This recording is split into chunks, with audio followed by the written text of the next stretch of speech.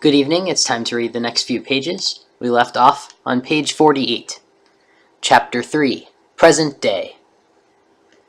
Aedan! Hey Aedan! Tony Manzetti screamed across the playground as he and his first grade friends ran toward the little O'Malley kid.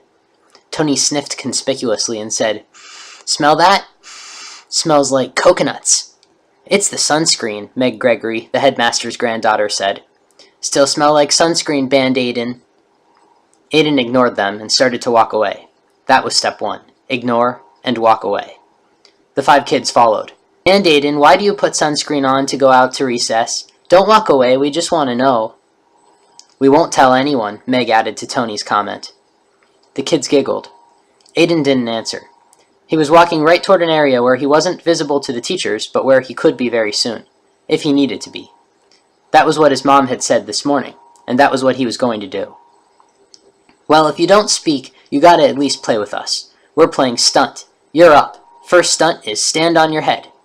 "Stand on your head, Band Aedan," Harry Sorinsky said with a laugh. "Come on, stand on your head."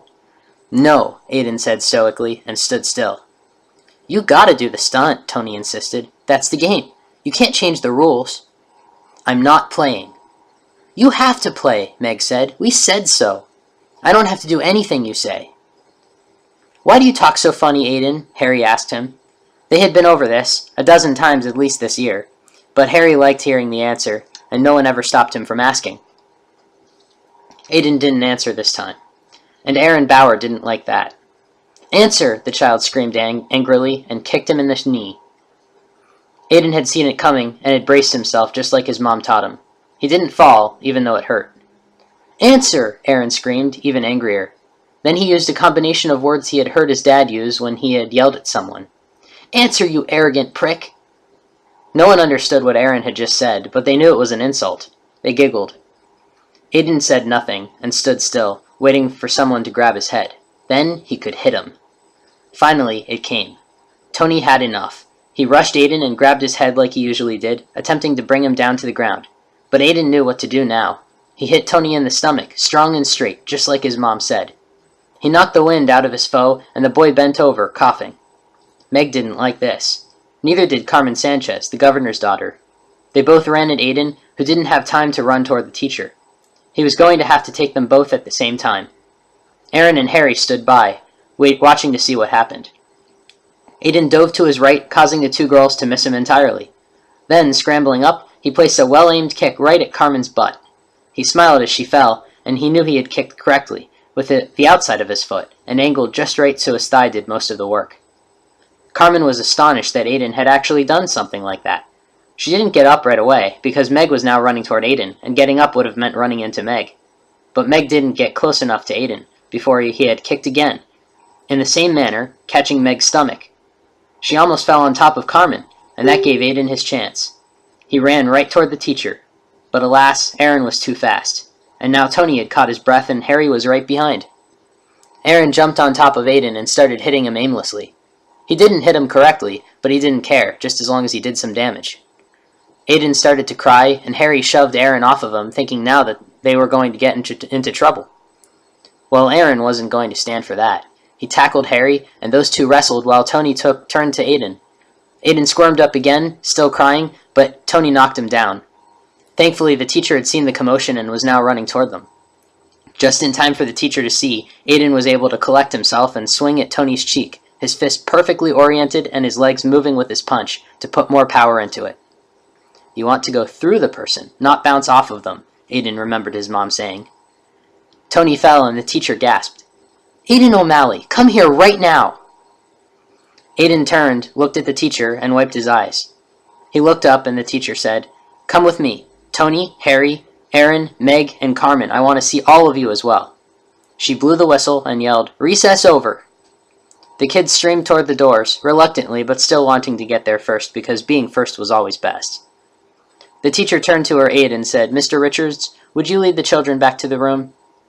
Mr. Richards nodded, and the children lined up in single file and started walking toward the classroom. "Mrs. Weinhardt, Aedan hit me," Tony whined. "All of you will be quiet for now," the teacher instructed firmly, and led them into the office. Aedan continued crying, Because not only did he hurt yet again after recess, but now he was also going to get into trouble. Then he remembered what his mom had said about crying and forced himself to stop. Not in front of Tony and the other kids, he said to himself. They walked through the wooden-paneled hallway and directly to the office, where they were led into a conference room and sat around a long table. Mrs. Weinhardt walked out for a moment, and the 6 children were silent. No one spoke because they all knew they were in trouble. Mrs. Weinhardt entered again with Miss Gregory right behind her. When Miss Gregory saw Meg, her concern grew. "All right, you have all been fighting. I want an explanation from each of you, one at a time, starting with Meg." Meg stated, "We wanted to play with Aedan, but Aedan started hitting us, and then Mrs. Weinhardt came and he stopped." Mrs. Gregory raised an eyebrow. "Thank you, Meg," she said, and Meg nodded. "Harry?" Harry shrugged. "That's what happened, Miss Gregory," he said. Miss Gregory nodded, and Harry smiled, relieved that his turn was over. Tony stood up. "Aedan hit me," he whined. "I wanted to play with him, but he hit me. Can I go to the nurse? It hurts." Miss Gregory nodded and said, "You may go, but you must return in 5 minutes with an ice pack. No longer than that, Tony." "Yes, Miss Gregory," Tony said, and walked out. Carmen stated, "Yeah, we wanted to play with Aedan and he wouldn't let us. He started hitting." "Thank you, Carmen," Miss Gregory said, and Carmen made a face at Aedan. Aaron put both hands on the table and leaned in as he said, "Aiden's not being fun. He won't play with us. And he's an arrogant prick." Miss Gregory looked at him. "We don't use that language here, Aaron." Aaron blushed slightly and said, "Sorry." "Sorry what?" "Sorry, Miss Gregory." "Sit properly in your chair," Miss Gregory instructed, and Aaron removed his leg from its folded position under his rear. Aedan looked directly at Miss Gregory and said, "They chased me and wouldn't let me alone. They made fun of me, and then I hit them." "You hit them because they made fun of you, Aedan?" "Yes, Miss Gregory," Aedan answered. "You know it isn't right to hit." Aedan just looked at her. Mummy had said that it was okay. "It has come to my attention that 5 members of the 1st grade class have been bullying Aedan lately," Miss Gregory continued, and then paused for the kids' response. They were silent. Tony came back with a pack of ice held to his cheek and sat down next to Harry and Carmen. "Have the 5 of you been bullying Aedan?" Aedan looked at his peers, but their heads were down as they averted their gaze. "I asked a question. I expect an answer." Meg spoke. "We just want to play with them." "Perhaps you came on a bit too strong. Next time you'd like someone to play with you, you should not make fun of them. Do you understand?" They nodded. "You may go to class. Mrs. Weinhardt will take you there. Aedan, you stay here." The 5 children got up and walked out with Mrs. Weinhardt. Aedan remained, swiveling uncomfortably in the chair. "Aedan, I must say I'm disappointed. You never hit someone simply because they were making fun of you."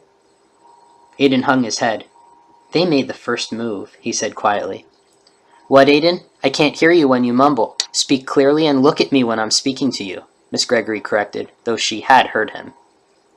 "They made the first move, and Mummy says it's all right to hit if they hit first, and Daddy said he was going to talk to you, Miss Gregory, and made sure they stopped." "It is never all right to hit, Aedan," Miss Gregory said firmly. "And I did speak with your father yesterday. I now know the identities of the 5 children that have been picking on you, and I assure you I will stop them from picking on you again." She smiled slightly and bent down to meet him in the eye. "But Aedan, you must remember that sticks and stones may break your bones, but names will never hurt you." Aedan just stared at her. "But names do hurt," he said simply. "More than punches." She looked at him and stood a bit straighter. "Well," she said, "I think I'm going to call your father and have him come and pick you up. Your punishment will be work detail in the dining hall for Friday this week."